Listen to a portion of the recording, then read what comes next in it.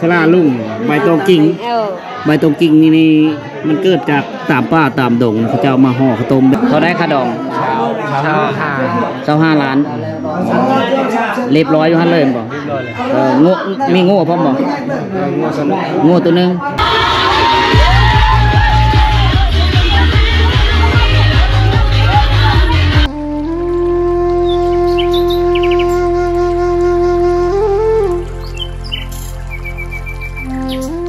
ทักทายสบายดีพ่อแม่พี่น้องสบายดี FC ทุกท่านที่กำลังติดตามนะครับชมเด้อวันนี้คอยอยู่ที่บ้านน้ำโทนเมืองเชียงโปนแขวงสวรรณเขตทุกคนเลยเป้าหมายปลายทางคอยจะไปปู๊เลาะไปแถวผับบังเลาะไปเลยได้ไปผู้เดียวคือเก้าทุกคนเลยมันนี่พรีมาฮอบบ้านน้ำโทนเป็นประสบพบพอเขากำลังเฮ็ดฮีทของประเพณีอันนี้คืองานแต่งของพี่น้องชนเผ่าบรูเชิงบ้านนี้มีเขตสัญญาณอินเทอร์เน็ตนี่โลกโซเชียลนะฉะนั้นก็เลยไม่ได้เห็นหมู่ท่าวเฮเบิ้งไม่ได้เห็นเขาลงเฟซลงไลน์นะก็เลยมาประชบพบพอจับจุดเอาอยู่นี่เลยทุกคนฉะนั้นก็เลยได้จอดรถแล้วก็พักผ่อนกาชีผ้าพ่อแม่พี่น้องไปรับชมบรรยากาศงานดองของพี่น้องเผ่าบรูไปเบิ้งว่าเขาเตะเจ้าบ่าวอยู่บ้านเลยแล้วมาสินสอดคาดองกันเท่าเลยปะเอาไปเบิ้งน้ำกันเลยนี่ได้งานแก้วงานดองแต่ละบ้านแต่ละบ้านนี่จะมีฮีทของประเพณีที่แตกต่างกันแต่ละบ้านนี่มีคือเดียวได้อันนี้คือบ้านน้ำโทนนี่โอ้โหนี่รถแล้วแต่เต็มไปด้วยไม่ยิ่งนะแล้วก็รถจักรนี่จอดเป็นแถวแถมทางรถแก้วดองซองฝ้ายพูนเขาตั้งเต็นไว้ในสมัยตะกี้เลยนี่ละเต็นนะแต่ว่ามายุคปัจจุบันนี่ก็มีเต็นนะ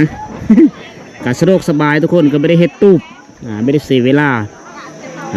โทนี่บรรดาผู้ชายผู้สาวไม่ยานไม่ยิ่ง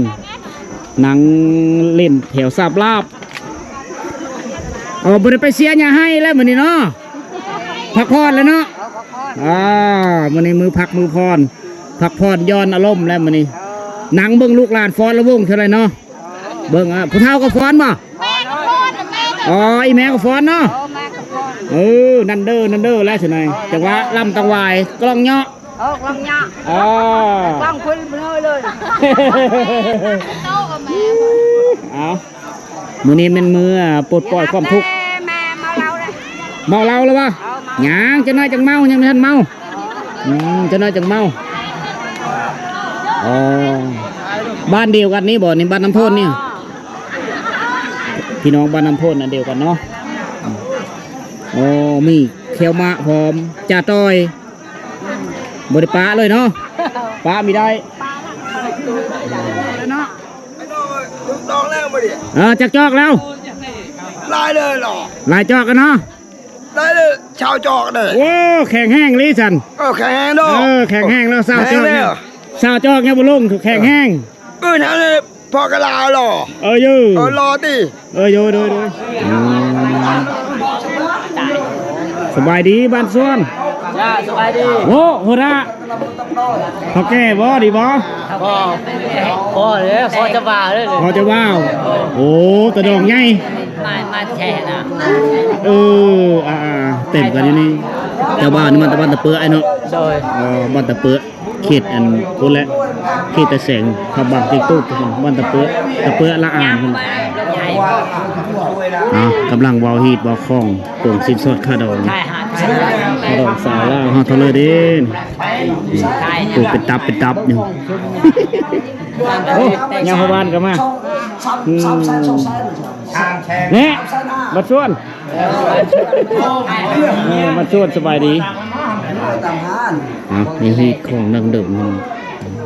ตรงนี้ไม่ได้ล่ะพี่อะไรกันนูดเนี่ยน้ำด้วยปลาอะไรเงี้ยข้างในล่ะปลานูดอะไรเงี้ยข้างในเจ้าพี่เจ้านูดให้ตรงนั้นก็ต้องเดินก่อนแหละก็เรื่องเล่พากันเราฟังขนมผู้ได้เจ้าสาวเจ้าสาวไทยเจ้าสาวเป็นใครใครมือนี้เนาะใครจะนอนแล้วใครจะหงแล้วเจ้าสาวใครกับแต่งงานได้เนาะเฮ็ดได้จะพูกแขนได้แมลงได้เนาะได้อยู่ลุกก่อนหน่อยนึงเนาะเบิ่งใครธรรมดานี่เนาะอันนี้เพื่อนเจ้าสาวบอกกินข้าวต้มเนาะโดยแบ่ง จะได้แบ่ง อ๋ออัน กินโนด มีงานดอกมันมีรถอันนี้เนาะ มี อ๋อเบิ่ง เอากินกันเลยอันนี้ อันนี้เขา อ่ เจ้า อนอันนี้อ่อนอันเนี้ย พระเจ้าเอาใบตองมัน มัด ใบเพื่อแล้วก็ใบตองกิ่งสลาลุ่งบ่ โอ้แม่แล้ว อ๋อ สลาลุ่งใบตองกิ่ง ใบตองกิ่งนี่มันเกิดจากตามป่าตามดงเขาจะเอามาห่อข้าวต้มไม่ได้เอาใบตองกล้วยคือบ้านเฮาบ้านเฮาอิสลาเปรียดน่ะบ้านเฮาอันนี้ละใบตองกิ่งสลาลุ่งการเขาจะเอาไปเฮ็ดไม่ฟอยกินนี่ล่ะกินแซ่บๆเด้อ อย่า อ๋อ เอาไว้ เอาไว้ ไปไป เด้อจืดแล้วบ่นี่ ชืดแล้ว จืดแล้วเนาะแล้วฮิตแล้วตัวนี้เนาะ แล้ว โอ้ลูกสาวบ่แต่งงาน โอ้จะคนแล้วแต่งงานเนี่ย ทอง สองคนเลยเนาะน้องน้ำก็แต่งแล้วบ่อันนี้น้องน้ำนี่บ่โอ้ยังจะคนบัดนี้ลูกสาวนะ ยังชาม ยังสามอ๋อลูกสาวลายลูกสาวลายลิสัน ชาวสาย แค่เพื่อน หก ไปไอ้นี่ เอาสาม บ่ นั่งสา ไป ม ไอ้จะบ่ไป หกคนเนาะ นี่ อ๋อ แม่ชะมอนน่ะลูกเฮา อ๋อลูกสาวเรายังอีก3 คนเด้อยังเป็นโสด ข้อมูลนี่จะโชว์ให้มัน แม่นเลย บ่เจ้า และต้านแปรสไลก็มอง คิดบ่คิดเสีย โอเคเสีย เนี่ยก็โดนนึงนี่ อ๋อตาเนี่ยเลยเมื่อกี้เนาะอันนี้คือขอกับแม่ของเจ้าสาวแต่เจ้าสาวเป็นไข้เป็นไข้เล็กๆน้อยๆนะปุ๊บทางพูดเลยเป็นเจ้าภาพทางฝ่ายซ้ายฝ่ายเขยโอ้งวดลองข้างเลยเนาะ เบื้องนี้ แถวนี้เขยเนาะเบื้องนี้ เบื้องนี้ อยู่เทิงหลักปุย่า ปุย่า โอ้ลุงตาพาเข้า เข้าใจไหม ครับผม อยู่เบื้องเทิงเนี่ยจะเป็นเท่าแก่ลุงตาเท่าแก่หมอซื้อนะเท่าแก่ลุงตาทางฝ่ายยิ่งฝ่ายซ้ายเฮาจะพุทธฝ่ายเขยมันอยู่ลุ่ม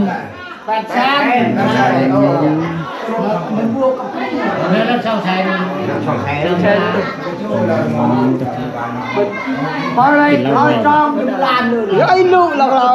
บางทีเราค่อยเรากี่ครับโอ้นี่ช่วยจ่อ เอาไปบางบ่อนมีแล้วเราให้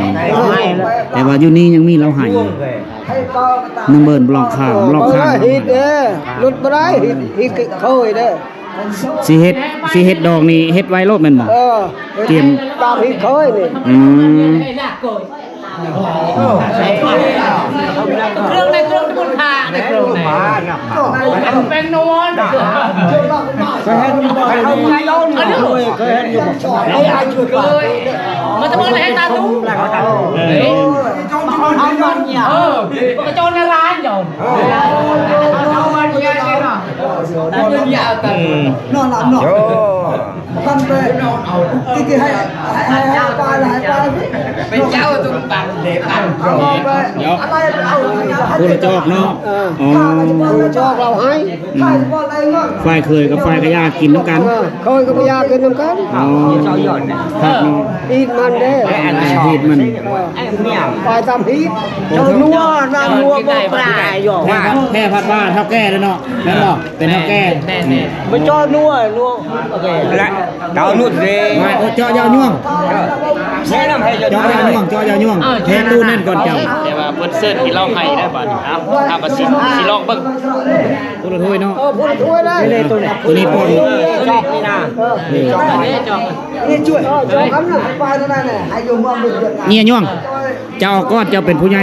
เจ้าก็แล้วลูกก่อนหรอก ให้ลูกเอาก้อนนี้โอ้อ่า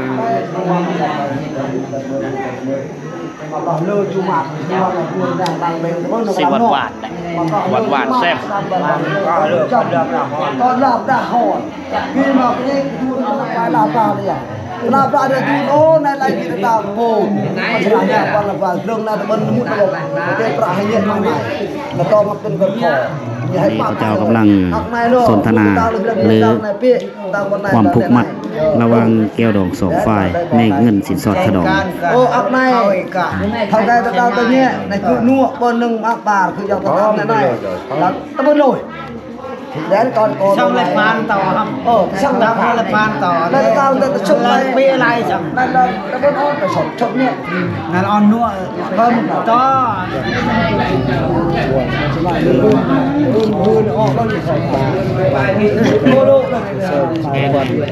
bằng nhằm bọc thêm cái cam bàn làm ôi bỏ chụp cả đấy bỏ แล้วบัดนี้เนาะฮิตของเรียบร้อยเนาะ เรียบร้อยเห็นระเบิดก็เห็นระเบิดเห็นระเบิดอยู่บ้านก็นั่นเห็นระเบิดชักให้ก็เห็นชักให้ แม่น เอาเห็นแล้วนะแน่เราบอกแน่เลย พอได้ค่าดองพอได้ค่าดอง25ล้านเรียบร้อยอยู่หั่นเลยบ่งูมีงูพร้อมบ่งูตัวนึง25ล้านงูตัวนึงเรียบร้อยเนาะเราสิให้ใกล้สิโตจบเลยใกล้8โตมีหมูตัวนึงพร้อมบ่หมูเลยเนาะเอามาในใจเขาเนี่ยมาใน25ล้าน แล้วออนเคยเขาที่เราทำที่เราตาม คือเรียบร้อยเลยอยู่ในนี้นะเงินเท่าแก่หมอซื้อเงินไปสั่งอยู่นี่มัน ก็ได้ลงไปเลยครับ ตะแปะลายสอง สุหกสุเจ็ดเนาะเช่าหาล้าน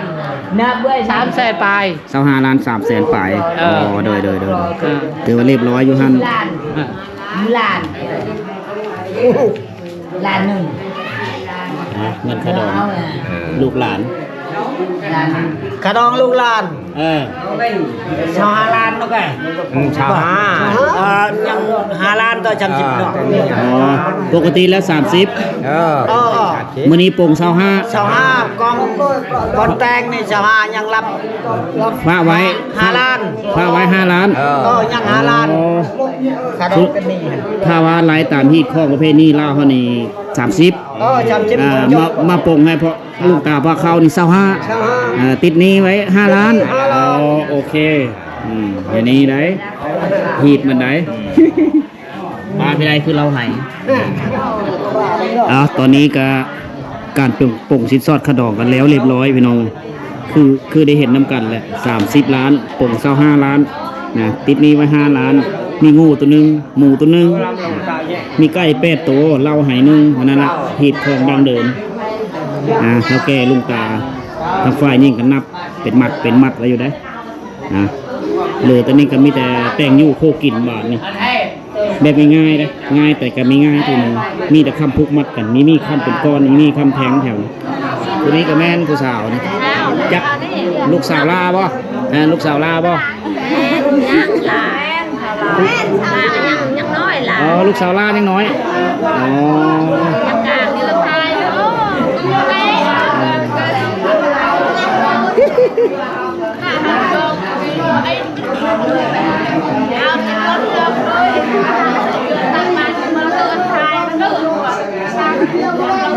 ดึงอยู่ตลาดของมันที่คล้องอยู่เฮิร์นอยู่ในเรียบร้อยพี่น้อง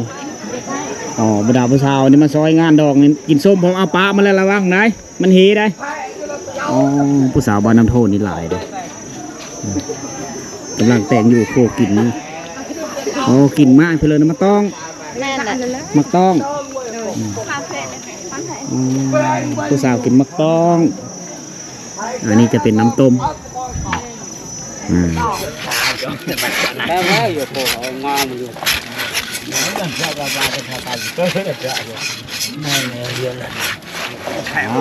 แผนกขอคู่เฮาเฮ็ดผู้หญิงนี่แต่ผู้ชายทางไอ้ต้อยเนาะผู้หญิงมันมีเนาะมีผู้ชายนี่เลยจะดีออกไปแตกต่างกันกับคนเผ่าผู้ไทยเฮาได้บ้านไทยก็ผู้ไทยเฮาเลยมีแต่ไม่ยิ่งได้หลายได้มันต่างเลยต่างกัน จะคนสิโตมาซอยเวชินะตาอุยเด้อนะจะคนเฮ็ดขี้ซบจุ่นเชื่อเลยแล้วหลายคนบ่โดยบ่ดูโดย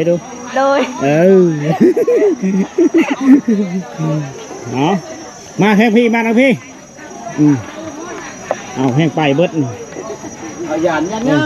ให้ยังเนาะนะ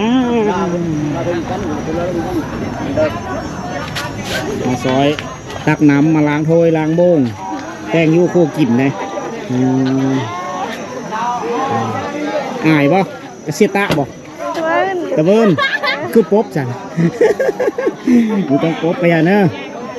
อ๋อถูกเอามาซอยกันเดี๋ยวซี่แหละกำลังวังซาพี่น้องเอาผู้หนุ่มน้อยมาซอยเว้ยอ๋อถ้ากันเย็นแล้วเนาะนี่เย็นแล้วเนาะ เย็นเลย โอ้ ข้าวมาขี้อ่ะใช่เย็นกายมาเลย อันเรื่อง นี่จะเมียเข้า ไปนี่เรื่องนี้เรื่องจัง นี่เบิดเนาะเออ พ่อห้าเงินห้าคำนี่ บัดผู้ชายเพันไม่ได้มานางน้ำเนาะว่าผู้ชายเพันมีได้มานางเนาะนี่จะไม่ยิง ใช่กินแล้วมาเบี้ยนี่รู้ไว้ เอาก้อนเอาก้อนเอาก้อน อ๋อ เอ้ยเอาก้อน แบบว่ารับยำเขาอ๋อ โอ้ยเลย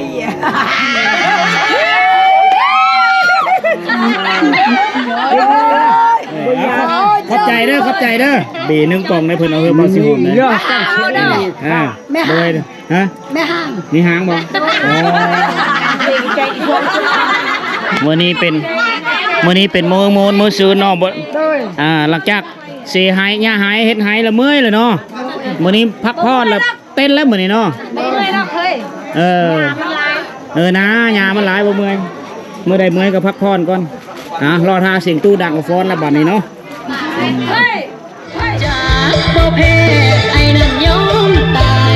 เล่งบ่ขึ้นจังแม่นขี้เฮาน้องด่าอ้ายว่าบ่เฮ็ดให้ว่าบ่เฮ็ดให้อ้ายแทงบ่เข้าสร้างเว้าว่าอยู่ซื่อๆน้องซอยทั้งจับทั้งถือเจ้าคือว่าทั้งบ่ได้ จอน้ำบาดาลคนขี้ยานว่าอันตรายยำสร้างเก่าก็ยังใส่ได้จักเท่าอายแทนบ่ได้หลายน้ำตาลอง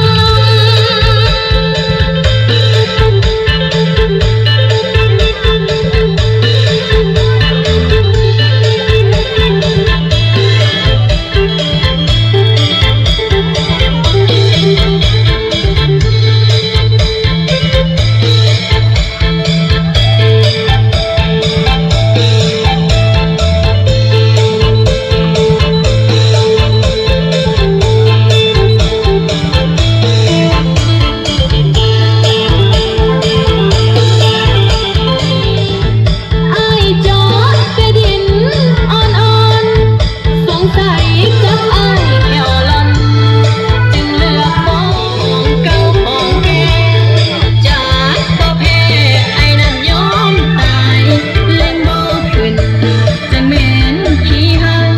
น้องด่าอายว่าบ่เฮ็ดให้ว่าบ่เฮ็ดให้อายแทงบ่เข้าสร้างเว้า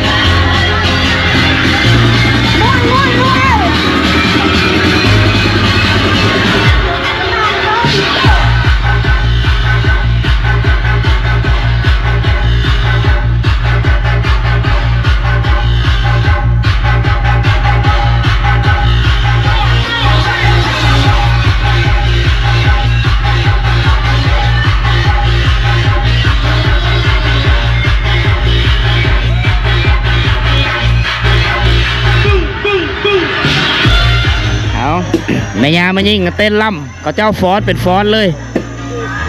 พะนี่อยู่นี่เนาะแต่งกินเนาะอ๋อเอาผ้าบัตรออกมาคักแน่เลย คนในห้ามออกคนนอกห้ามเข้ามันบ่เออคักเนาะอันนี้เพื่อรักษาความสะอาดนี่คือถือขี้ดินเนาะ ผนกไอโคเฮาอยู่นี่แหละซอยซีนซอยไปแต่งยูโคกินอยู่นี่แหละไม่ยิ่งเนี่ยเขาเจ้าก็ฟ้อนเขาเจ้าเต้นล่ำคือทุกคนเห็นอะไรนะ เฮ็ดของประเพณีสุดเท่าลูก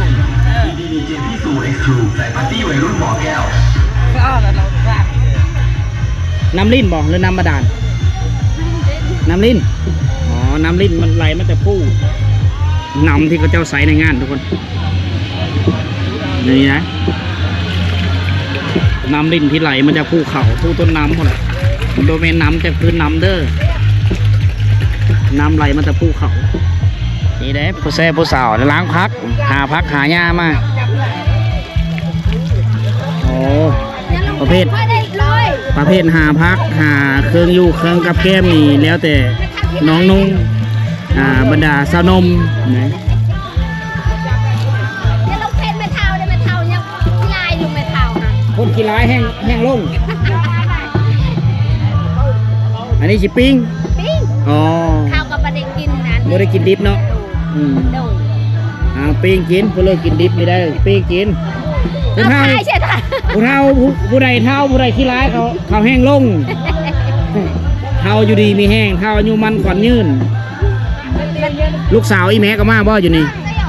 อันลานด้วย มีแต่หลาน มีแต่ลานเขาเฮ็ดงานอยู่ที่วัน อ๋อลูกสาวไอ้แม่เอาโผล่ไปแล้ว หมดแล้วไม่เท่า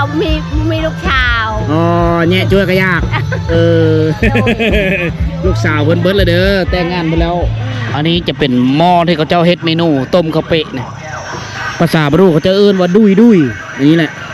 จะมีกระดูกแด้จะมีประเภทไข่ม่อนต่างๆแล้วก็ซีนเขาเจ้าฝักใช่ไหมทุก2หม้อนี่แม่นเบิดเลยต้มข้าวเปะเดี๋ยวเขาไปเบิ่งว่าเขาเจ้าเสิร์ฟอาหารกันแบบเลิศเดียวโซลาก็แต่งคือน้องนงเฮาลูกหลานผู้น้อยกินก่อนนี่เลยกินดิบไปได้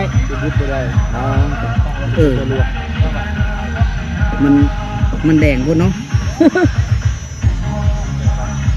ก็เลยกินดิบไม่ได้ก็โลเอาพี่น้อง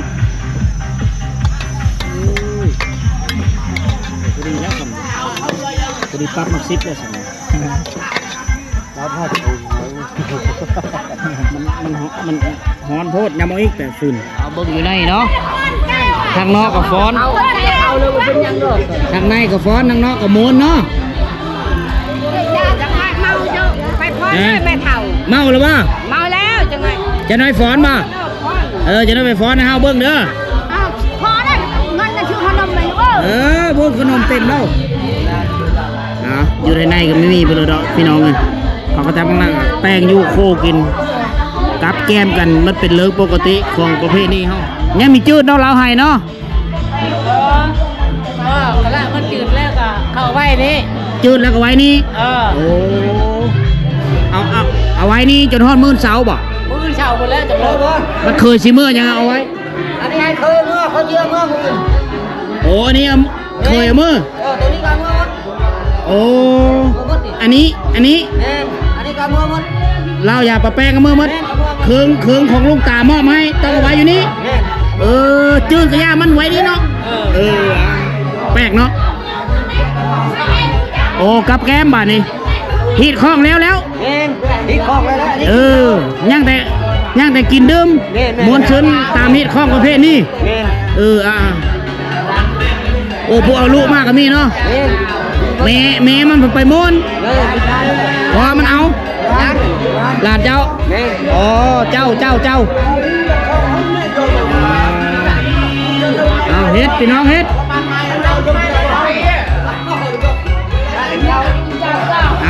กินบ่ยายวันนี้เลยเป็นเจ้าบ่าวเมนเจ้าบ่าวเจ้าสาวได้อยู่ใช่เหรอเจ้ามันเจ็บท้องยังเจ็บท้องกินส้มอยู่อ๋อกินส้มเมื่อคืนนี้แม่อันงานแต่งของพ่อบรูนี่เจ้าสาวบ่มากก็ได้เนาะบ่มากก็ได้มีแต่เท่าแก่ลุงตามากกันแล้วแม่นโอ้คนเก่งนี่เจ้าบ่าวเลยคนเก่งวันนี้เจ้าบ่าวเนาะแม่นเจ้าบ่าวแต่ว่าเจ้าสาวยังไม่เห็นเจ้าอยู่ไสแต่ว่าเฮ็ดที่ในคลองมีแต่เท่าแก่ทั้ง2 กำ 2 ฝ่ายแล้วแม่น เจ้าบ่าวกับสาวนี่มีแต่มาร่วมซื้อมาฟังซื้อ แม่นทึกแล้ว อ๋ออั นนั้นเท่าแก่นี่โฮมครบ มีการผูกแขนอยู่บ่ จังน้อย จะน้อยเนาะตอนแรกเนาะ แม่น โอ้ตอนแรกเพิ่นมาแล้วเจ้าสาวเนาะ แม่น โอเคโอเคทุกคนเลยมื้อนี้ก็บรรยากาศก็ร้อนครึ้มฟ้าครึ้มฝนก็ฟอยมาแต่ก็มีถึงขั้นว่าตกแห้งอันนี้คือเหตุการณ์หรือเรื่องเล่าอยู่ที่บ้านน้ำโทนเมืองเซโปนแขวงสวรรณเขตอยู่ในงานเทศกาลเขาเอิ้นว่างานกินดองของชนเผ่าบรูทุกคนมื้อนี้นี่เจ้าบ่าวอยู่บ้านตะเปื้อเจ้าสาวอยู่บ้านน้ำโทนภาษาบรูเขาเอิ้นว่าวินตะกะทุกคนเลยประสบพอพี่น้องไงพอสิหอมสิเดินทางไปพาบางไปเจียงตูบแต่ว่ามาเจอเหตุข้องงานดองก็เลยโจะและกะถ่ายทำวิถีชีวิตมาพ่อแม่พี่น้องเขาได้รับส้มไว้เหตุเก่าของเดิมแต่บ้านนี้เขาเจ้ายังมีเหล้าไหนี่มีเหล้าไหแล้วก็มีเวลาเขาเว้าฮิตว่าคล้องเขาเจ้าไปได้เปิดตู้นะหลังจากเว้าฮิตว่าคล้องแล้วเขาเปิดตู้แหละผู้หญิงนะเป็นพิเศษผู้หญิงนี่ไม่ได้เฮ็ดอยู่ไม่ได้เฮ็ดกินไปแต่งอยู่เขากินในผู้หญิงนะตามเอาเห็นนี่เขาเจ้านั่งตามศาสตร์ปูศาสตร์นั่งตามสถานที่ต่างๆบางคนบางกลุ่มก็นั่งในโต๊ะในตั้งแล้วก็ลินแอนโมนซืนตามประเพณีอันนี้คือพิเศษที่สุดแต่ว่าวิทย์จากมื้อนี้ไปปุ๊บแล้วผู้หญิงคนนั้นเนี่ยน่าจะนึ่งเข้าเป้าไฟตื่นดึกลุกเสาแต่งอยู่โคกินเฮอลูกแล้วก็เฮอผู้เป็นสามีแล้วจากนั้นก็ไปซอกอยู่หากินตามป่าตามดงมาเลี้ยงชีวิตครอบครัวของเขาอันนั้นคือเรื่องเล่าของเขาแต่ว่าเมื่อนี้นี่เขาไม่ได้เฮ็ดแต่งอยู่โคกินแต่งอยู่กินรู้แล้วแต่เป็นไอ้น้องชายเฮาแต่งอยู่โคกินแล้วเว้าฮีดว่าคล้องนางฮีดนางคล้องแล้วแต่เป็นผู้ชายหมดมีเท่าแก่โมชื่อเป็นผู้ชายเป็นผู้นางฮีดนางคล้องผู้แต่งอยู่กินเป็นผู้ชายแล้วก็เสิร์ฟอาหารนี้ก็เป็นผู้ชายคือเก่าพี่น้องผู้หญิงได้เห็นเลยมื้อนี้มวนซืนเต้นอย่างเดียวคือทุกคนได้เห็นในวิดีโอนะ อันนี้ก็เป็นเหตุการณ์หนึ่งที่เฮามานำเสนอและก็มาฝากพ่อแม่พี่น้องหวังว่าคลิปนี้ก็หวังว่าจะมีความสุขกับทุกคนทางบ้านแต่ว่าการแต่งฮีตแต่ละบ้านมันก็มีคือกันบางบ้านก็ค่าดองแพงบางบ้านก็ค่าดองทึกอิงตามฐานะครอบครัวที่แก้วดอง2ฝ่ายเขาตกลงกันแต่ว่าแต่งกันในมื้อนี้ค่าดองอยู่30 ล้านเลยป่งอยู่25 ล้านแต่มีค่ำมีเงิน25 ล้านแล้วก็โง่ตัวนึงไก่เป็ดโตแล้วก็เหล้าไหนึงกับหมูน้อยตัวนึงสำนี้ได้ อันนี้ก็ขึ้นกับครอบครัวขึ้นกับเจ้าบ่าวนะถ้าว่าเจ้าบ่าวหางมีเป็นดีได้ก็แล้วแต่ยื้ออันนี้คือความเสือของเผ่าพรูเฮาสำหรับเรื่องเล่าวันนี้ก็มีไปเลยขออำลาพาจากพ่อแม่พี่น้องไปก่อนและถ้าว่าเฮามีโอกาสแล้วเฮาสิรอท้าเบิ่งติดตามเบิ่งขบวนแห่เพื่อมือเฮือนเจ้าบ่าวในมื้อเช้าทุกคนพบกันไหมในวิดีโอต่อไปสำหรับวิดีโอนี้ไปก่อนบ๊ายบาย